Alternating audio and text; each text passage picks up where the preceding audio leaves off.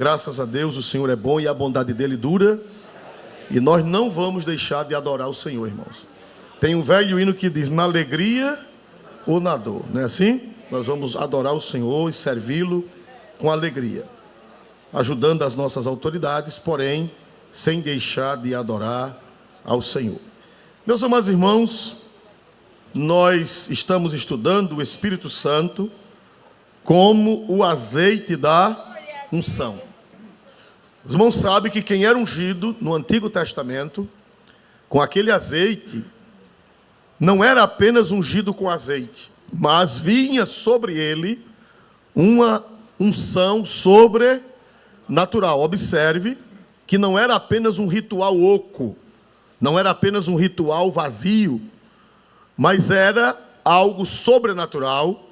Você vê que quando Samuel ungiu Davi, a Bíblia diz que a partir daquele dia, o Espírito do Senhor fez o que, meus amados irmãos?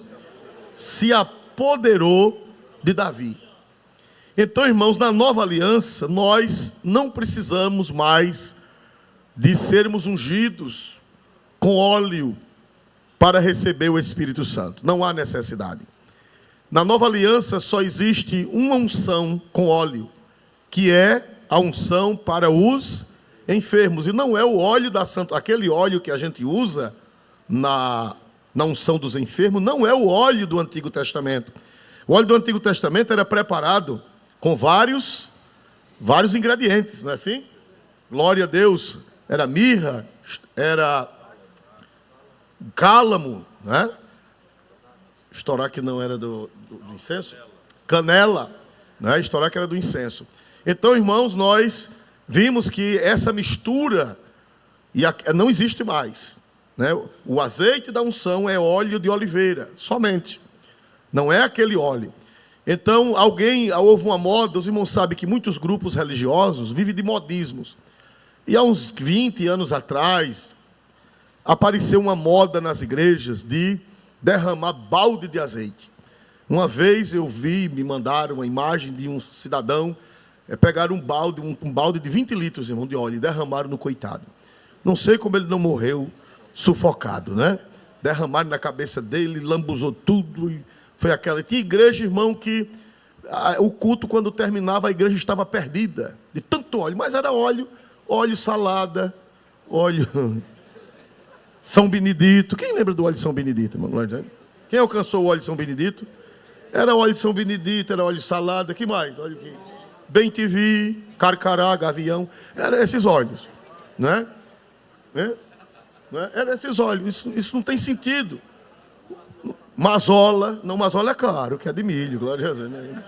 Era São Benedito e Bem-te-vi mesmo, glória a Deus, né? Da Sambra, quem lembra da Sambra, né? Então esses óleos, irmão, não tem sentido, porque na nova aliança nós não precisamos do simbolismo, porque nós já temos a realidade. Quem diz amém em nome de Jesus? Para receber o Espírito Santo, você não precisa receber um vaso de óleo na sua cabeça, não.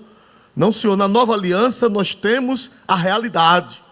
Glória a Deus. No dia de Pentecoste, quando Jesus batizou os crentes, foi derramado óleo na cabeça dos apóstolos? Me ajude a pregar. Sim ou não? Não foi, porque ali era a unção real. Não era mais o símbolo, mas era a realidade. A Bíblia diz que o Velho Testamento era rudimentos.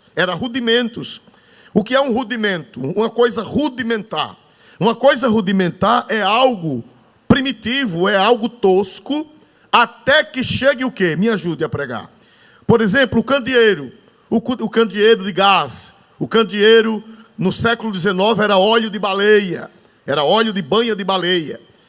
E naquele tempo eles eram de grande utilidade. Por quê? No século XIX, as lamparinas, as tochas que iluminavam as ruas e as lamparinas das casas dos pobres eram de óleo de baleia. E era uma bênção. Por quê? Porque não havia ainda o quê? Me ajuda, igreja. Não havia o quê? A eletricidade. De uma vez que chegou a eletricidade, então o rudimentar, ele perde o sentido. Você só tem uma coisa rudimentar, a palavra rudimentar vem de rude, grotesco. Você só tem o rudimentar enquanto chega a algo melhor, não é? É o que Hebreus explica. Quem lê a carta aos Hebreus, entenda essa linguagem. Na carta aos Hebreus, há dezenas de vezes a palavra melhor. Melhor. Pode observar, pega uma concordância exaustiva. Joshua tem uma concordância Joshua, que é de 4 volumes. Se você procurar aquela concordância, que eu não sei se ainda existe no mercado, mas ela é muito boa, ela tem todas as palavras. Então, se você for procurar a palavra melhor em Hebreus, você vai ver que ela está muitas vezes melhor, melhor, melhor, falando das coisas do Antigo Testamento, e quando se refere à graça, o autor da carta aos Hebreus diz melhor. É a palavra-chave de Hebreus, é a palavra melhor. Então hoje nós temos algo melhor, que é a própria pessoa do Espírito Santo descendo sobre o crente. Então, se você chegar no lugar e quiser lhe dar um banho de óleo bem TV, quiser lhe dar um banho, se chegar numa igreja, olha, irmão, venha para cá receber o Espírito Santo, aqui tem esse óleo salada, tem esse óleo São Benedito, queira não, vá melar outro, glória a Jesus. Vá melar outro para lá, eu não quero não, porque eu já tenho o dom real do Espírito Santo de Deus. Quem diz aleluia para Jesus, né? Então, meus amados irmãos, nós vemos aqui que o Espírito Santo, ele vem a nós sem precisar mais de símbolos. Na Nova Aliança, a única coisa que ocorre, mas não é regra, pastor, como é que eu recebo o batismo com o Espírito Santo? A unção real. Não existe no Novo Testamento uma metodologia única. Por exemplo, o Espírito Santo pode descer sobre você ouvindo a palavra. Eu não vou ler para não tomar tempo. Mas a Bíblia diz que na casa de Cornélio, capítulo 10 de Atos, não precisou impor mãos, não precisou orar. Diz que enquanto Pedro pregava, dizendo Pedro essas palavras, caiu o Espírito Santo. Então você pode ser batizado com o Espírito Santo na hora da pregação. O ministro pregando e o fogo de Deus descendo e queimando a igreja. Eu já vi muito isso. E eu estou pedindo a Deus que faça de novo. Sem ginástica. Em muitos lugares é preciso fazer ginástica, malabarismos. Não. A Bíblia diz que enquanto Pedro pregava, desceu na casa de Cornélio. Quem foi que desceu, meus amados irmãos? O Espírito Santo. E a Bíblia diz que os ouviam falar línguas e magnificar Deus, enquanto Pedro pregava. Já em Éfeso, quando Paulo chegou lá, encontrou 12 crentes frios. Vocês estão lembrados? Diz que frios, irmãos, que Paulo disse, meus irmãos, vocês são batizados no batismo de quem? Disse, João, vocês já receberam o Espírito Santo? Eles disseram, nós nem sequer ouvimos falar que haja Espírito Santo. Aí Paulo disse, então está certo, está explicado a frieza de vocês. Aí Paulo orou por eles com imposição de quê, irmãos? De mãos. Imposição de mãos, não foi balanço de mãos. Não. Você, se for orar para Jesus e batizar alguém com o Espírito Santo, não precisa balançar a cabeça dele, arrancar as orelhas. Faça isso não, quebrar o pescoço. Não, faça isso não. É só impor. A Bíblia fala que impondo Paulo as mãos. Não precisa malabarismo, não precisa, diga glória, glória, glória, glória. Não, glória a Jesus. Não precisa nada disso. Impõe as mãos, ora, e o Espírito Santo desce. No dia de Pentecoste, também nem precisou de imposição de mãos, e nem ninguém estava pregando, estavam sentados. A Bíblia diz que eles estavam sentados, todos no mesmo lugar, e de repente desceu o que, irmãos? O Espírito Santo. Então não existe uma metodologia exclusiva, não. O Espírito Santo é soberano e ele faz do jeito que ele quer. Eu já vi gente ser batizado no quarto, outros já foram batizados no Espírito Santo no banheiro. Teve um pastor luterano que o Senhor o batizou no Espírito Santo no banheiro, tomando banho. Na hora que abriu o chuveiro, ele começou a se alegrar da glória a Deus, e o Senhor o batizou no Espírito Santo. Bendito seja Deus nessa hora. Jesus pode lhe batizar dormindo, agora você tem que acordar falando língua. Porque se só falar língua sonhando, não serve não, glória a Jesus, né? Tem que acordar manifestando o dom de Deus. Então o batismo com o Espírito Santo, irmão, ele pode vir de várias maneiras, porque a Bíblia fala da multiforme sabedoria de Deus. A graça de Deus é multiforme, tem muitas formas. Bendito seja o seu santo nome para sempre. Então, irmãos, quando o Espírito Santo veio sobre Davi, a Bíblia diz, irmãos, que ele se apoderou dele.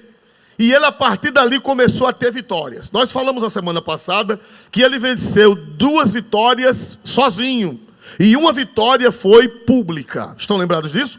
Quais foram as duas vitórias que ele venceu sozinho? Quem lembra disso?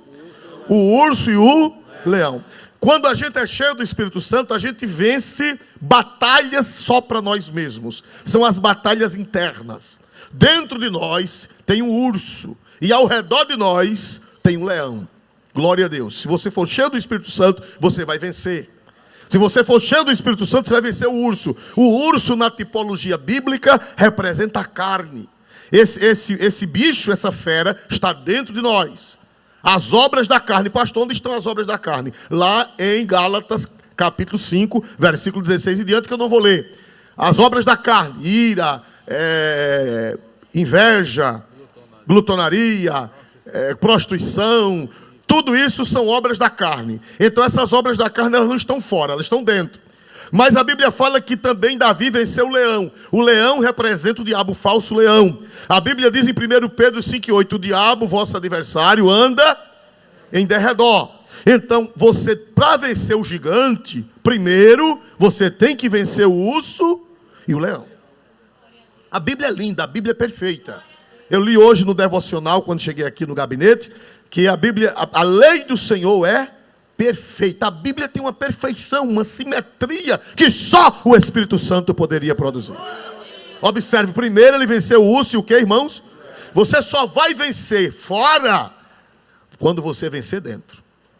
Quando você vencer o diabo, quando você vencer a carne, aí você vai vencer o gigante. O urso representa a carne. O leão, o falso leão, representa o diabo. E o gigante? O gigante não foi uma vitória particular, foi uma vitória pública, foi uma vitória externa, foi uma vitória para todo mundo ver. Glória a Deus, foi uma vitória notória. O gigante passou 40 dias desafiando, aí já não foi desafiando Davi, foi desafiando os exércitos de Israel. Você vê que o urso e o leão atacaram quem? Vamos interessar, meu irmão. Esse a gente vai ter que ler, é o jeito. Não está no script, mas chegou agora. Observe aqui em 17 de 1 Samuel. Glória a Deus, né? Glória a Deus, 17 de 1 Samuel. Glória ao nome do Senhor. Capítulo 17, versículo de número 34. Glória a Deus. Então disse Davi a Saul: Sim. Teu servo apacentava as ovelhas de seu pai, e vinha um leão e um urso, e tomava uma ovelha do rebanho. 35. E eu saí após ele, e o feri, e livrei-a da sua boca. E levantando-se ele contra mim, lancei-lhe mão da barba, e o feri, e o matei. Pronto. Você vê que o leão e o urso se levantaram contra quem, irmão? Davi. Levantou-se contra Davi. Já o gigante não era uma luta pessoal, era uma luta externa, era uma afronta não a Davi apenas, era uma afronta a Israel. Observe que o urso e o leão enfrentaram Davi, mas o gigante não estava desafiando Davi individualmente, ele estava desafiando Israel todo. Aleluia! Então, para você vencer o gigante que desafia a igreja, quem é o Israel de Deus hoje? Na nova aliança, quem é o Israel de Deus hoje? A igreja. Então, a guerra agora não é só contra você, a guerra é contra o Israel de Deus. Vamos ver capítulo 17, irmãos. Glória a Deus, voltando um pouquinho. Glória a Deus. Versículo 10, capítulo 17, versículo 10. Disse mais o filisteu: Hoje desafio as companhias de Israel, dizendo: Dai-me um homem, para que ambos pelejemos. Você vê que quando Davi chegou lá, o gigante já estava esbravejando. Mas ele desafiava as companhias de... A guerra não era uma guerra pessoal, agora era uma guerra institucional. Então, quem quiser vencer a guerra contra o gigante, primeiro tem que vencer no secreto. O urso e o leão. Se você for derrotado no urso e no leão, você não pode enfrentar o gigante. Porque você já está acabado. Já está arrasado. Se a carne lhe vencer, você não pode enfrentar o gigante. Se o leão lhe vencer, você não pode enfrentar o gigante. Só pode enfrentar o gigante quem venceu o urso e quem venceu o leão. Porque a luta contra o urso e o leão é dentro de você, é na sua alma, é no secreto, é lá na malhada, é só você e Deus e o inimigo. Depois que você os vencer, você vai vencer o urso e o leão e vai vencer o gigante. Irmãos, e hoje nós estamos também com... o gigante está desafiando Israel. A igreja está sendo desafiada. Glória a Deus. O gigante representa muita coisa que a gente vai ver hoje. A igreja ela está enfrentando nesses últimos dias como nunca. Como nunca, irmãos. Você veja só, irmão, o diabo no começo ele matou os crentes. A estratégia do diabo é essa. Primeiro ele ameaça matar. Ele mata. Mas quanto mais mata crente, se não me engano foi Tertuliano que disse, que o sangue dos cristãos é semente.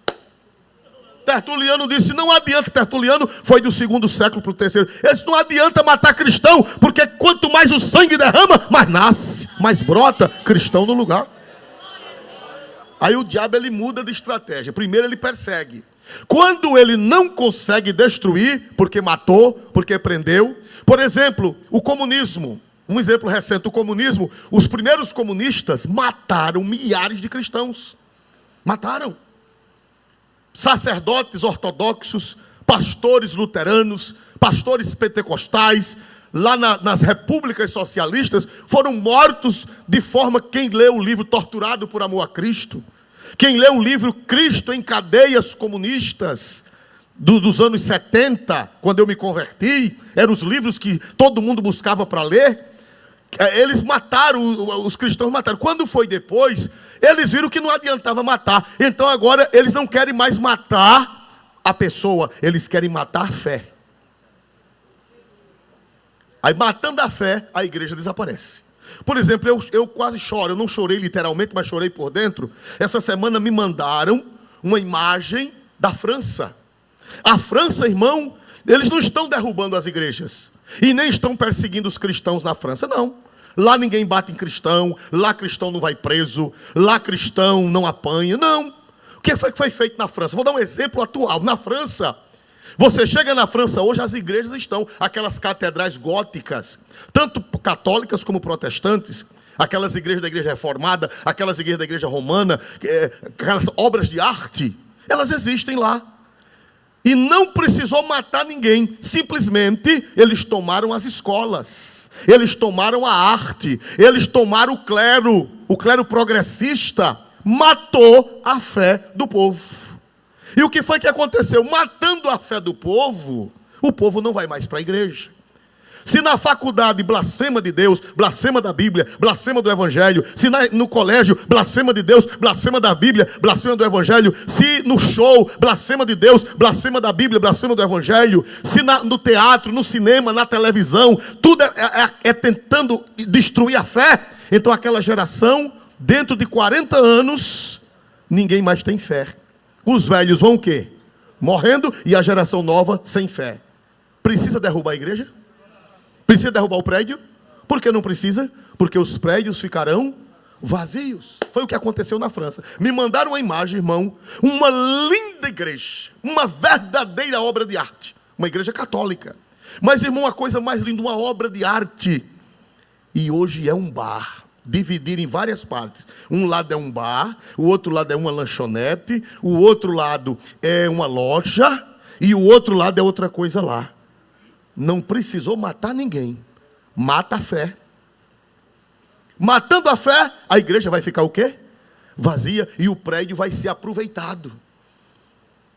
Vai ser aproveitado. O irmão me falou que foi a Europa, um país, ele não lembro. Ele disse que dividiram a igreja, quando a igreja é muito grande, eles dividem. Umas são apartamentos de casa. Tem igreja na França que é hoje apartamento. A galeria da igreja foi fechada e hoje é um apartamento onde mora uma pessoa. Tem galerias laterais, essa galeria mora um, ali naquela galeria foi outra casa, mora outro, naquela galeria, naquele mezanino, mora outra família, aqui no fundo, onde era o coro da igreja, mora outra família, onde era o altar, geralmente eles botam para ser um bar. Porque eles botam justamente o altar para ser um bar, para escarnecer, para afrontar. Aleluia. E eu via o rapaz filmando, um turista foi lá e mostrando o que era uma igreja e hoje não é mais. Aí alguém diz, irmão, mas era católico.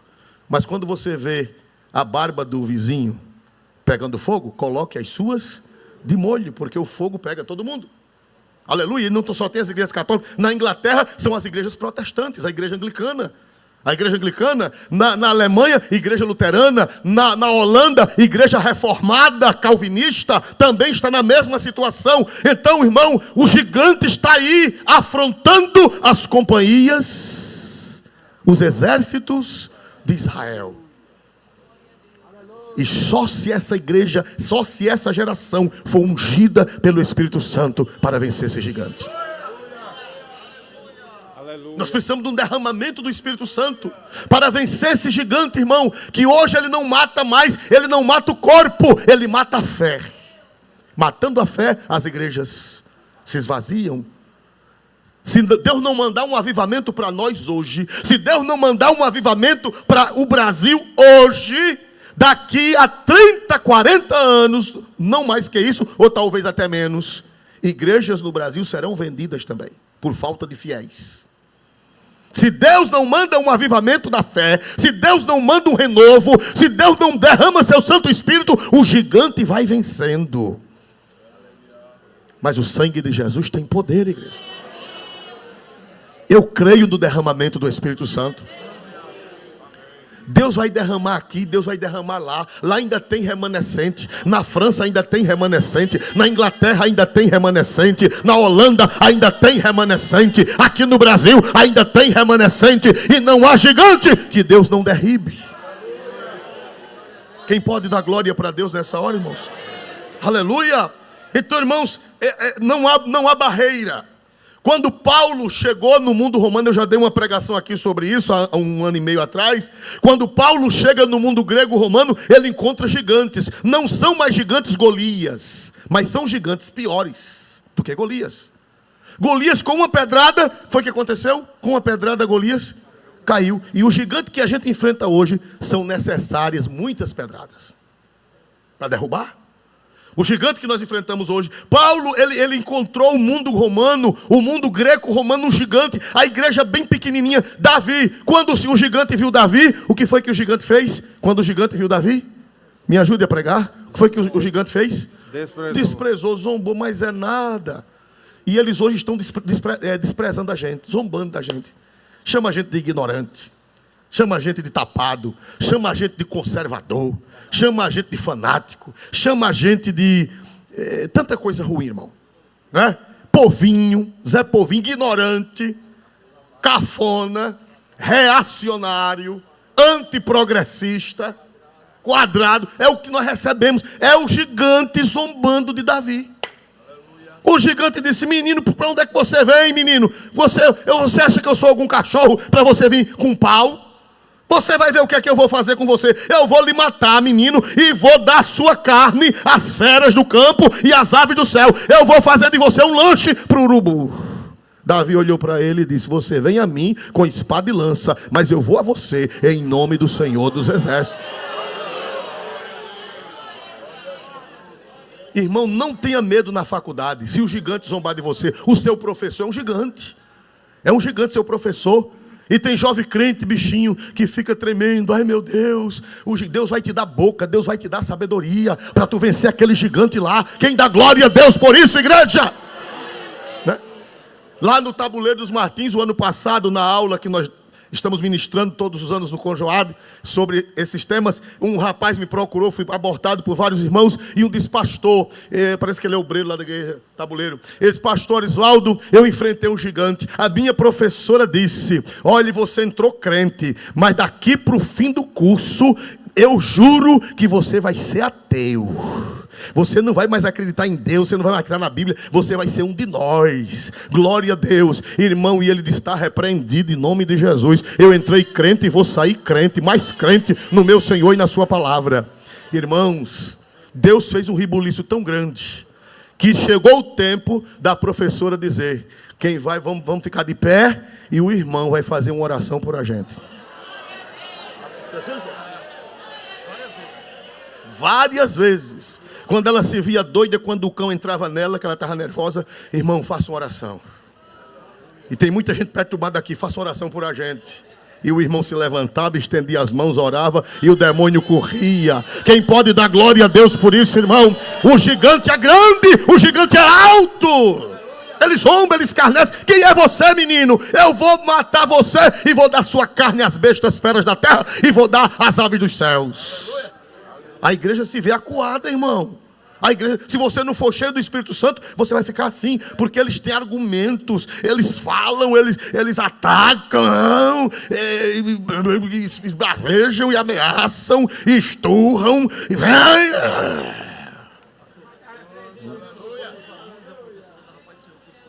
E que o irmão está dizendo que quando era já perto de terminar o curso, quando ele chegava lá, o professor dizia, Pai do Senhor, irmão. Ele dizia, Pai do Senhor, glória a Jesus. E os alunos, colegas também. Pai do Senhor, fulano. Pai do Senhor. Todo dia, Pai do Senhor. Pai do Senhor, Pai do Senhor. A paz do Senhor foi quem reinou. E o gigante caiu por terra.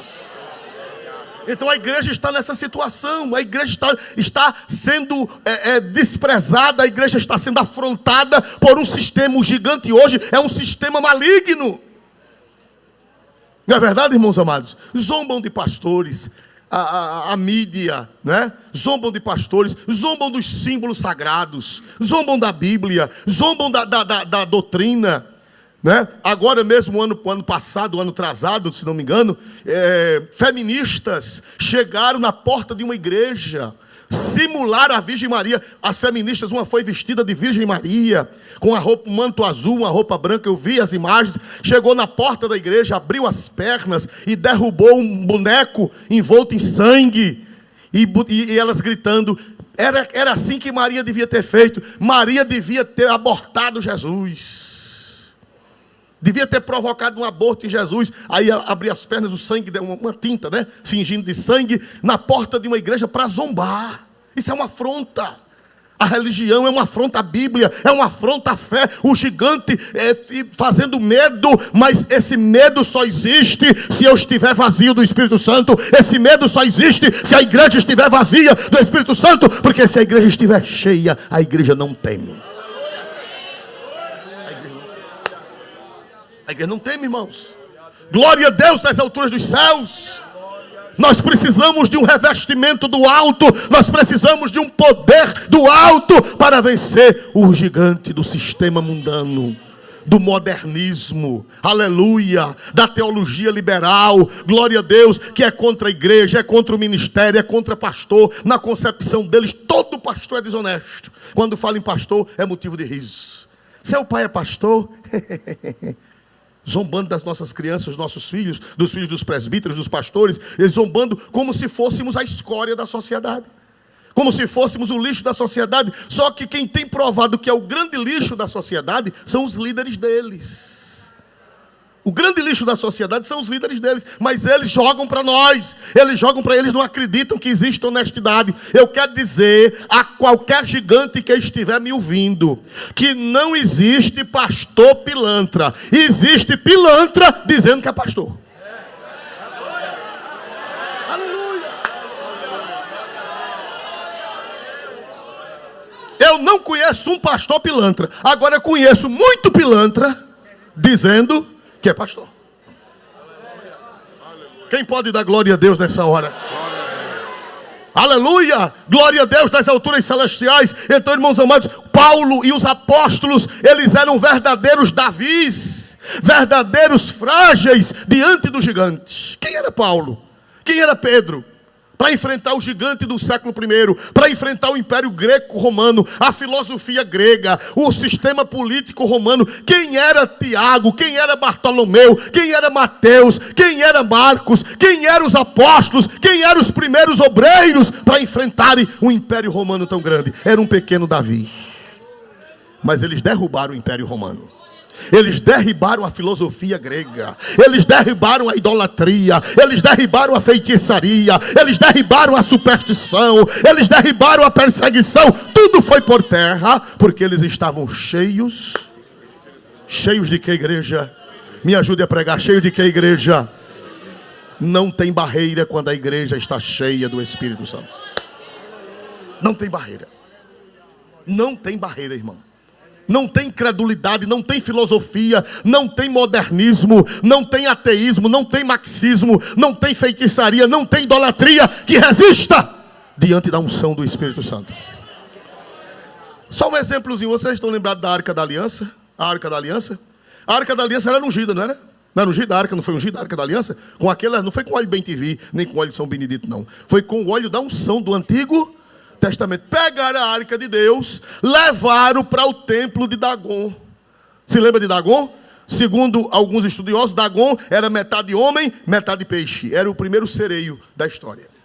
Sereio. Metade homem, metade peixe. Era o Deus dos filisteus, era o padroeiro dos filisteus. Botaram a Arca de Deus no templo de Dagon. Quando foi no outro dia que os sacerdotes abriram a porta, a estátua de Dagon estava caída diante de quê? Da arca. Só porque ela foi ungida com o azeite da santa unção. Pegaram o Dagon, levantaram a estátua, não sei se com cordas, com carretéis, pegaram o bicho pesado, levantaram, botaram no altar de novo. Não foi porque escorregou, estava em falso, faltou botar escora, vamos botar de novo. Botaram a imagem de Dagon. No outro dia, glória a Deus, quando chegaram no templo que abriu a porta, a arca estava no mesmo lugar, e a imagem de Dagon caída no chão, com o pescoço quebrado e com as mãos quebradas. Quem crê nesta palavra? Quem crê nesta palavra? Irmão, Dagon vai cair, irmão. Agora é preciso que haja arca ungida. É preciso que haja arca ungida. Os dragões eles caem, os gigantes caem. Uma igreja cheia do Espírito Santo, ela derriba tudo. Bendito seja Deus. Ela derriba filosofia, ela derriba teologia errada, ela derriba heresia, ela derriba marxismo, ela derriba tudo que aparecer na frente dela, ela derriba pelo poder do Espírito Santo de Deus. Aleluia. Você vê que Paulo, quando chegou em Éfeso, Atos 19:10, por favor, Atos 19:10. Veja que revelação. Quando Paulo era um Davi. Diz que Paulo era até pequenininho, irmão. Segundo o historiador do segundo século, eu acho que, moço, por isso que ele não casou.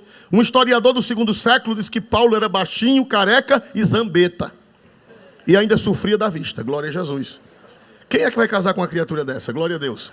É uma literatura apócrifa do segundo século. Diz que Paulo... Atos de Paulo, né? O pastor está dizendo, Atos de Paulo. Diz que ele era careca, baixinho, zambeta e sofria da vista. Glória a Jesus. Quem é a moça que se candidata a casar? Levanta a mão. Glória a Jesus. Por isso que ele não casou, coitado. Paulo era isso. Era um baixinho, feinho, zambeta, cambota. Quem lembra dessa expressão cambota? Glória a Deus. Vesgo do olho. Olhava como Siri. Um olho olhando para cá e o outro para cá. Glória a Deus. Isso, segundo os Atos de Paulo, é um livro apócrifo do segundo século. Glória a Deus. Se bonito, se quando você chegar lá no céu, ele for bonitão, né? Glória a Deus. Vai dizer que eu levantei falso. Não sou eu que estou levantando falso. É uma tradição que existe. Um homenzinho frágil, não tinha muita saúde. Paulo não tinha muita saúde. Os apóstolos também, Trófimo doente. Estão lembrados? Trófimo doente, Tíquico também. E muita luta, muita tribulação. Malária, sofreu várias malárias. Um homem frágil, um homem sem dinheiro, um homem sem poder, um homem sem amigos. No alto escalão, ele e os demais. Ele ainda tinha alguma coisa e os demais não tinham nada. Derribaram o gigante do Império Romano. E derribaram a filosofia grega. Pelo poder de quem? Pelo poder de quem, irmãos? Do Espírito Santo, irmão. Veja aí, glória a Deus, 19:10 de Atos, por favor. E durou isto por espaço de 2 anos, de tal maneira que todos os que habitavam na Ásia ouviram a palavra do Senhor Jesus. A Ásia, um minutinho só, a Ásia é onde hoje é a Turquia. Não é a Ásia da China, do Japão, é a Ásia Menor, onde hoje é a maior parte a Turquia, dominada pelo mundo muçulmano. Diz a Bíblia que Paulo passou lá quantos anos, irmãos? 2 anos. 2 anos, glória a Deus. Passou 2 anos pregando, e o que foi que aconteceu? Todos os que habitavam na Ásia ouviam a palavra do Senhor Jesus, assim judeus como gregos. Mas, irmão, qual era o segredo? Um segredo que a filosofia não tem. Um segredo que os marxistas culturais não têm. Um segredo que a heresia não tem. Ninguém tem. Veja o segredo. Por que foi que o evangelho avançou? Por que foi que o evangelho cresceu? Enfrentando um gigante tão grande desse. Por favor, versículo 11. E Deus, pelas mãos de Paulo, fazia maravilhas extraordinárias. Dê um glória a Deus. O segredo é ter azeite na tua mão. Vai chegar o dia que a tua professora vai precisar da tua mão. A tua professora ateia. O teu professor ateu vai precisar da tua mão. Uma filha dela vai endemoniar. Eu quero ver Karl Marx resolver esse problema. Eu quero ver Antônio Gramsci resolver esse problema quando a filha dela endemoniar. Quando der uma doença incurável, eu quero ver a filosofia resolver esse problema. A Marilene Chauí, a grande líder da sociologia, ela, porque Marilena Chauí, Xixi. Chama ela, chama Marilene Chauí para resolver teu problema. Chama. Vai ter que chamar é Paulo, cheio do Espírito Santo. Vai ter que chamar é a cozinheira. Vai ter que chamar é a zeladora, que é cheia do Espírito Santo e tem dom de Deus.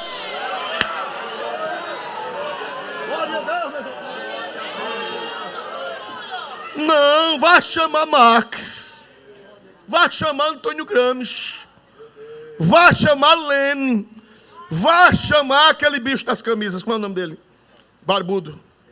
Che Guevara, vai te chamar Che para curar sua filha? Vá, chame aquele lobisomem, chame ele. Chame.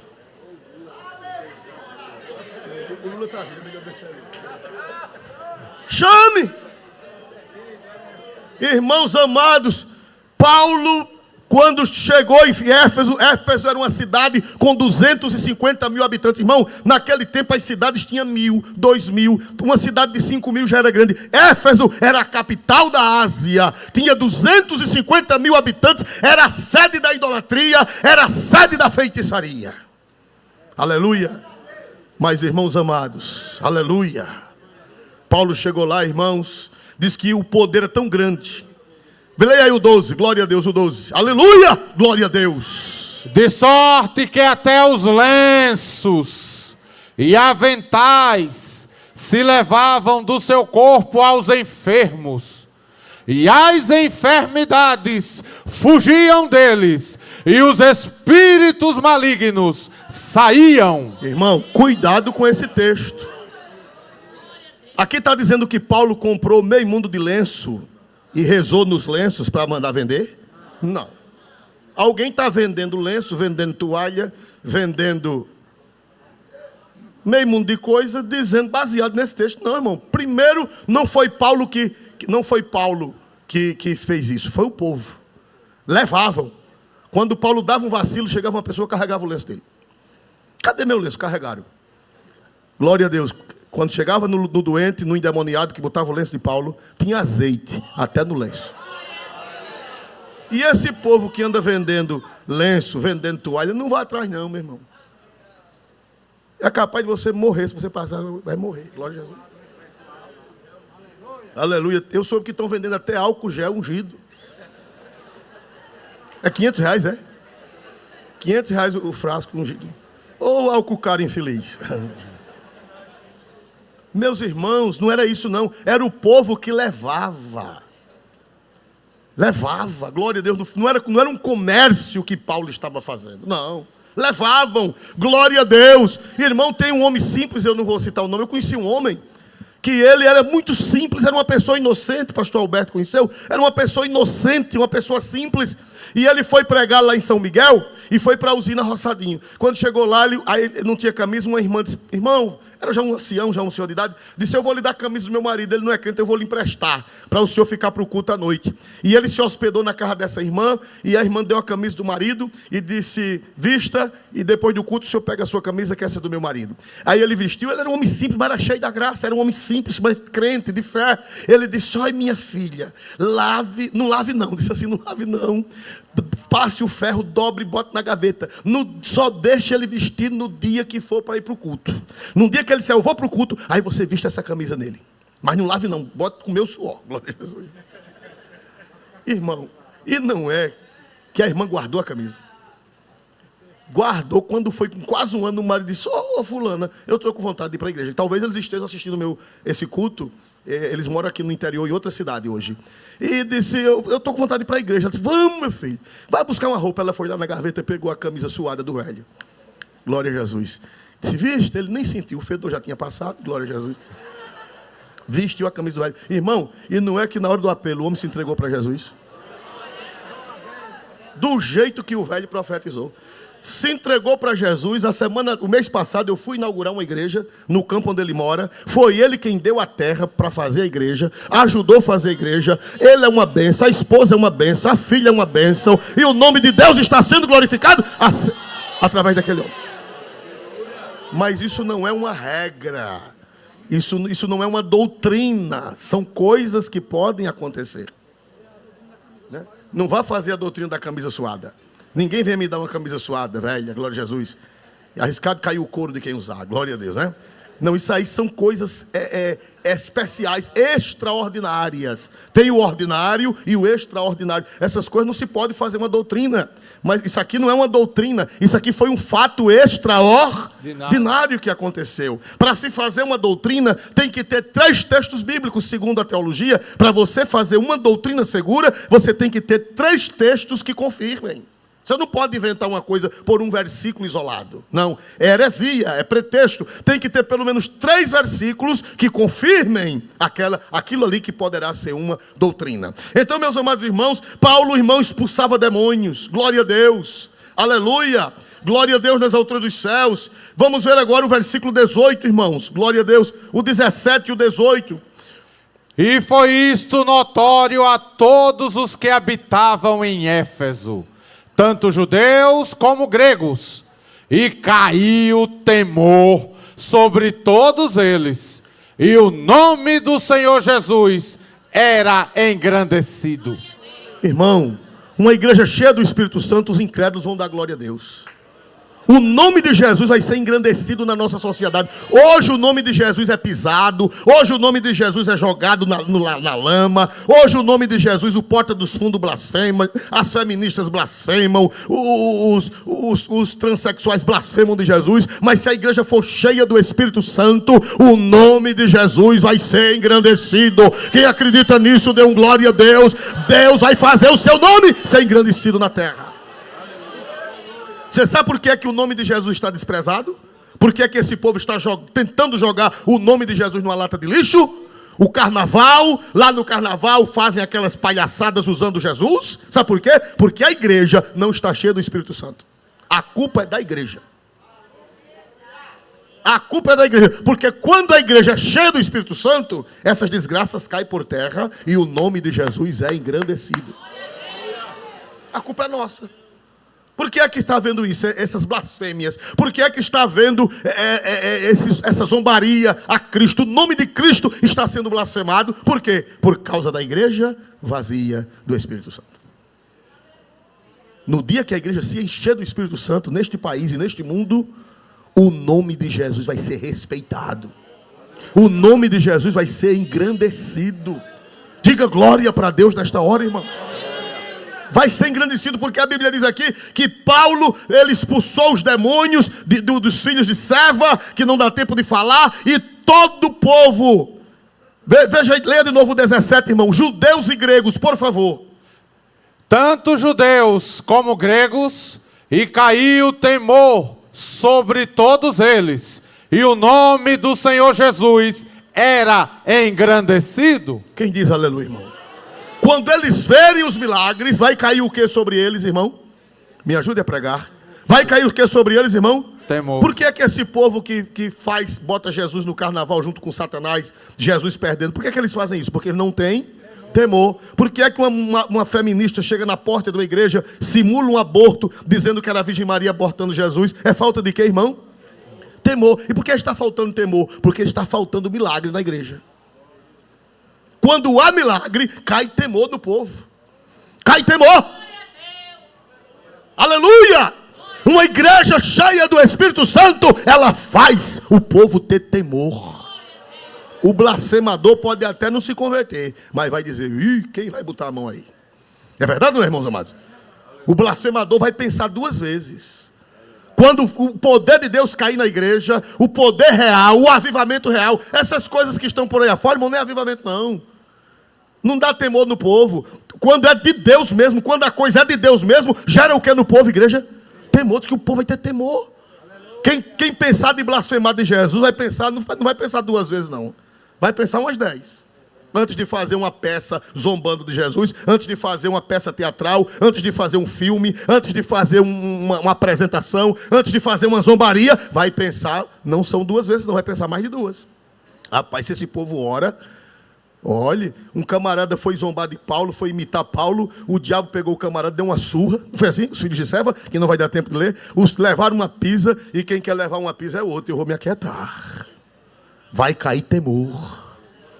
Mas se a igreja não tem poder, se a igreja não tem unção, se nós estamos vazios, vai cair temor em quem?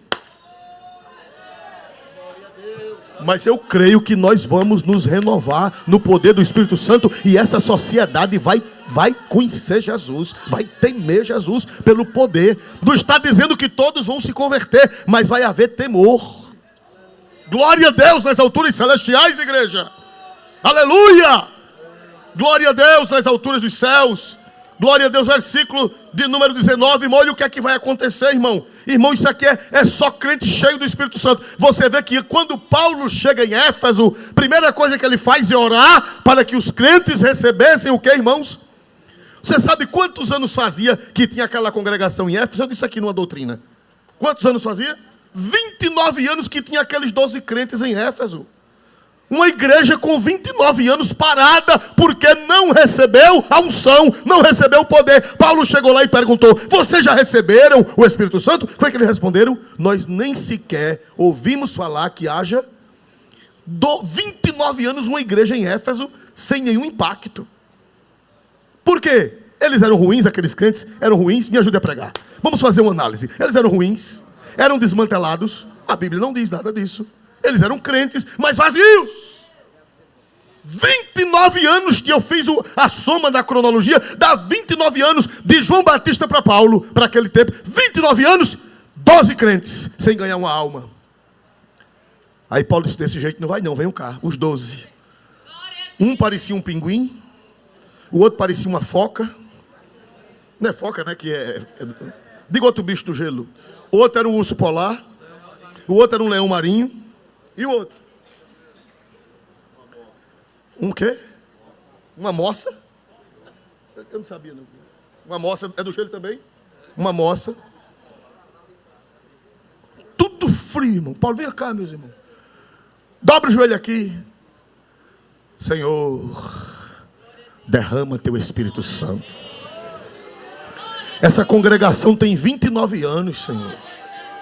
Senhor, derrama teu Espírito Santo. Aí o urso polar: glória a Jesus. Aí a foca: aleluia.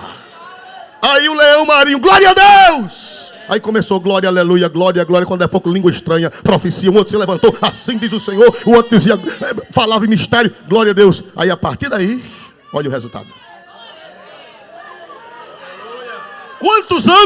Em quantos anos aconteceu esse grande mistério?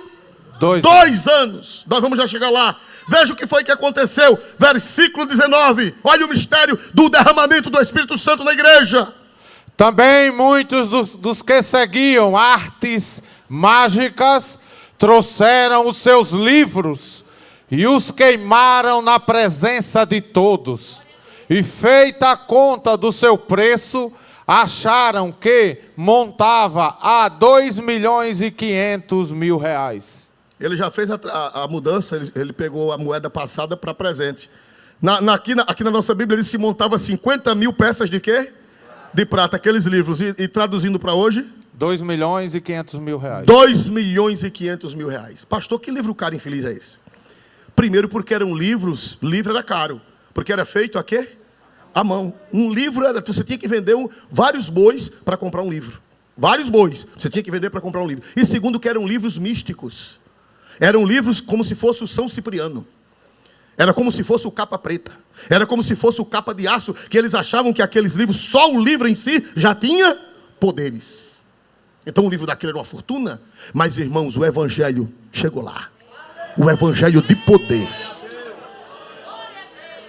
Irmãos, quando eles viram o milagre, trouxeram os livros, irmão. Fizeram uma fogueira na praça pública. Irmão, não precisa você zombar da religião de ninguém. Não precisa xingar o santo de ninguém. Não precisa xingar a religião de ninguém. Irmão, se você pregar o evangelho de poder, eles mesmos vão trazer. Eles mesmos vão trazer os objetos de feitiçaria e os objetos de idolatria, vão trazer na praça pública. Só que hoje não pode mais, porque é vilipêndio. Quer dizer, não pode e pode, porque eles zombam da fé da gente. É verdade ou não é? Não é verdade? E as autoridades que eram para tomar providência, não tomam providência nenhuma. Agora, se um crente fizer uma coisa dessa, queimar um objeto de outra religião, agora pegar uma imagem, ralar, né, de uma forma obscena, as autoridades que eram para tomar providência não tomam. Mas se um crente pegar uma coisa e queimar na rua, misericórdia, porque os valores estão invertidos. Então, irmãos amados, eles trouxeram, irmãos, eles trouxeram os livros de bruxaria, os livros caríssimos. Eu não sei se era o capa preta, se era o capa de aço, eu não sei se era o capa marrom, eu sei que valiam 2.500.000 reais aqueles livros. Eram muitos livros. Fizeram uma fogueira e tocaram fogo. Foi Paulo que mandou eles trazer, vá, traga pulso. Foi Paulo que disse traga pulso? Não. Foi o Espírito Santo. Irmãos, o Espírito Santo é mais forte do que qualquer coisa.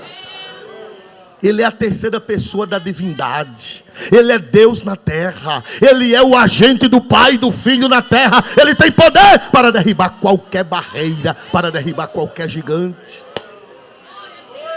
A desgraça do mundo, a culpa é nossa. Eu assumo, a começar de mim. Se nós fôssemos cheios do Espírito Santo, como a igreja primitiva, esses gigantes, irmãos, já teriam caído. É verdade ou não é, igreja? Já teriam caído, irmãos. Já teriam caído. Olha aqui o que foi que Paulo pregando ali. Glória a Deus. E o que foi que aconteceu, irmãos? Versículo 20, por favor. Assim a palavra do Senhor crescia poderosamente e prevalecia. A palavra do Senhor crescia poderosamente e prevalecia. A idolatria, a mentira, a filosofia vã caía por terra e a palavra de Deus ficava de grande. Quantos anos Paulo passou em Éfeso? Esse versículo não está na minha lista, mas alguém que tiver com os olhos aí no texto. Quantos anos Paulo passou em Éfeso? 2 anos. Cadê? Onde é que está o texto aí? 10. Versículo 10. Veja aí. Glória a Deus. Leia o 10, por favor. E durou isto por espaço de 2 anos. Para aí, irmão. Quantos anos tinha aquela igreja antes? Aquela igreja de 12 crentes tinha quantos anos? E em 2 anos...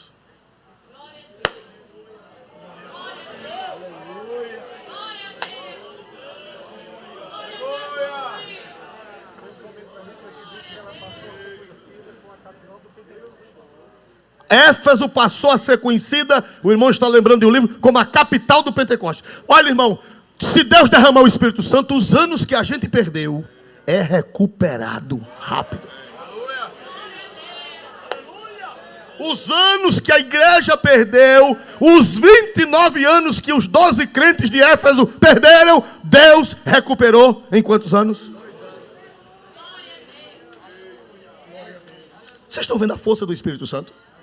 Vocês estão vendo o poder do Espírito Santo? Como é que vocês e eu nos conformamos de ser vazios? Eu sou, mas não me conformo.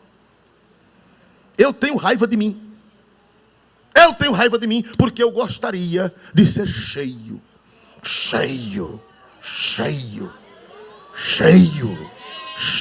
do Espírito Santo. Meu irmão, se você não é, pelo menos tenha vontade. Porque se você tiver vontade, você vai orar. Se você tiver vontade, você vai pedir a Deus. Você vai se humilhar. E ele disse, clama a mim. E o que é que acontece, igreja? Irmão, tenha sede. Faça como um menino aqui, eu já contei isso aqui, mas eu estou já terminando, porque tinha outro lado aqui, mas não deu para falar do outro lado. Meus irmãos amados, olha, aqui eu conheci o irmão Cláudio. O irmão Cláudio era esposo da irmã Benedita, que cantava ali no coral.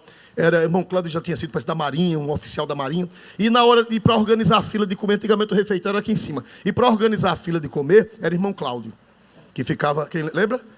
Era aqui atrás. O irmão Cláudio era das Forças Armadas, né? Com aquele jeito de Forças Armadas.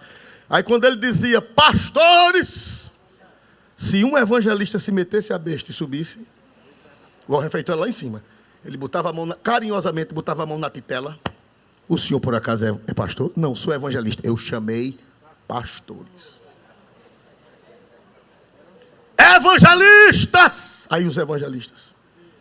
Se um presbítero fosse, ele conhecia, mas ele tinha o dom de revelação. O senhor, por acaso, é evangelista? Não, sou presbítero. Desça. Chamei evangelista. Irmão, e nessa brincadeira, quando ele disse, pastores, um jovenzinho se mete no meio dos pastores.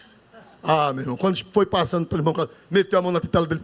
Você é pastor? Ele disse, irmão, eu não sou, mas tem vontade. Ele disse, então sobe.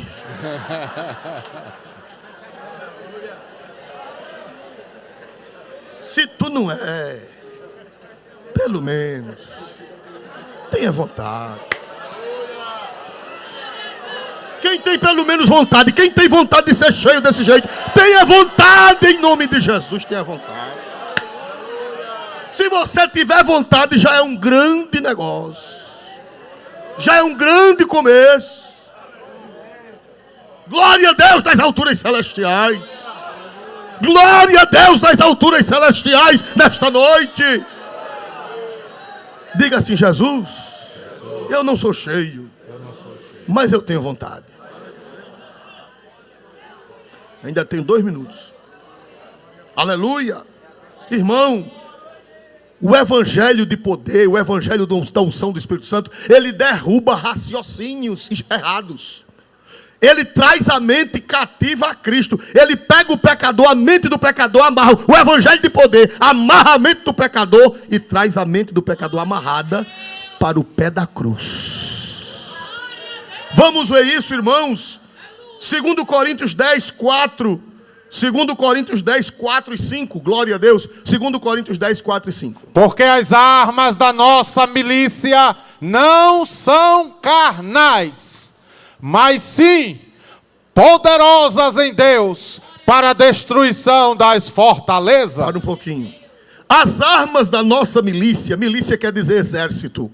As armas da nossa milícia, hoje milícia é um significado de um exército clandestino, né? Pejorativo, mas milícia originalmente é o exército. Hoje no Brasil, não sei se nos demais países de língua hispana ou portuguesa, mudou, porque a língua ela evolui, né? Ela toma sentidos diferentes do original. Mas milícia na Bíblia é o exército legítimo. No tempo antigo, originalmente, quando foi escrita. Porque as armas do nosso exército não são carnais, mas sim o que a igreja? Poderosas em quem? Em Deus. Em Deus. Quem é o Deus que está aqui na terra para enfrentar essa batalha? Qual é a pessoa da divindade que está aqui na terra? Não é o outro Deus, é o mesmo Deus na pessoa do Espírito Santo. As nossas armas são poderosas em Deus para a destruição das fortalezas. Pastor, que fortaleza é essa? É de pedra? É de aço? Essa fortaleza que a Bíblia fala que a gente tem arma para destruir. É de ferro? É de aço? É de pedra? De que é, pastor? Nem é de pedra, nem é de aço. É fortaleza de ideologias erradas, de filosofias erradas, de crenças erradas. É uma fortaleza que está onde? Essa guerra, ela é onde? Na mente das pessoas. Pastor, meu pastor, meu filho está perdido. Minha filha está perdida, pastor. A mente está uma fortaleza. A mente está bloqueada. A mente está fechada, pastor. Eu não sei o que é que faço. Pastor, olha, eu não sei. Não sabe? Sabe. Nós temos armas poderosas em Deus para destruir essas fortalezas. Me ajude a pregar para nós encerrarmos. Essas fortalezas estão onde? Onde é esta fortaleza? Na mente. Na mente. Agora veja o versículo 5. Destruindo conselhos e toda a altivez que se levanta contra o conhecimento de Deus. Pronto. Destruindo conselhos. Leia na NVI, por favor. Destruímos argumentos e toda a pretensão Pronto, que se levanta. destruímos, na Bíblia velha, na Bíblia corrigida diz destruindo conselhos, mas na Bíblia NVI diz destruímos argumentos. Irmão, não tem argumento para crente cheio do Espírito Santo. Argumentos. Tem outra tradução que diz raciocínios. Tem outra tradução que diz ideias. Pastor, as ideias estão fortes, estão na faculdade, estão na televisão, estão nas mídias, estão no teatro, está nos filmes, está até nas igrejas, pastor, está entrando esses raciocínios estranhos, está entrando esses argumentos estranhos. Pastor, o que é de nós, pastor? O que é de nós? Armas poderosas em Deus. Para destruição das fortalezas, destruindo argumentos. E toda o que? Na NVI, por favor. Destruindo argumentos e o que mais? Pretensão que se levanta contra o conhecimento de Deus. Argumentos e pretensões que se levantam contra o conhecimento de Deus. Onde é que está o conhecimento de Deus? Como é que nós podemos conhecer a Deus? Através de que nós podemos conhecer a Deus? Pois a Bíblia diz que existem argumentos e pretensões que se levantam contra o conhecimento de Deus. Pastor, não tem quem possa, não tem. Pastor, é um sistema bem elaborado, pastor. Pastor, está em toda a sociedade, pastor. Está na faculdade, pastor. Está na televisão, pastor. Está no cinema, pastor. Está nas redes sociais, pastor. É um negócio bem feito. Mas a Bíblia diz que nós temos armas poderosas em Deus para a destruição das fortalezas, destruindo argumentos e toda pretensão que se levanta contra o conhecimento de Deus. Levamos cativo todo pensamento para torná-lo o quê? Obediente a quem? Eita, que só apareceu o nome dele. Olha que coisa linda. Não foi coincidência. Para trazer todo entendimento, toda mentalidade, todo raciocínio cativo a quem?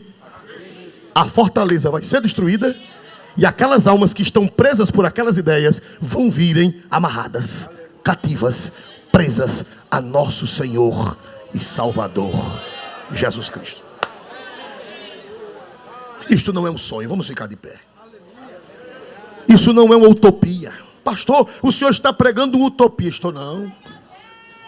Não é uma utopia, não é um sonho. Não é um sonho, é uma realidade. O segredo é você ser cheio de quê, meus amados irmãos?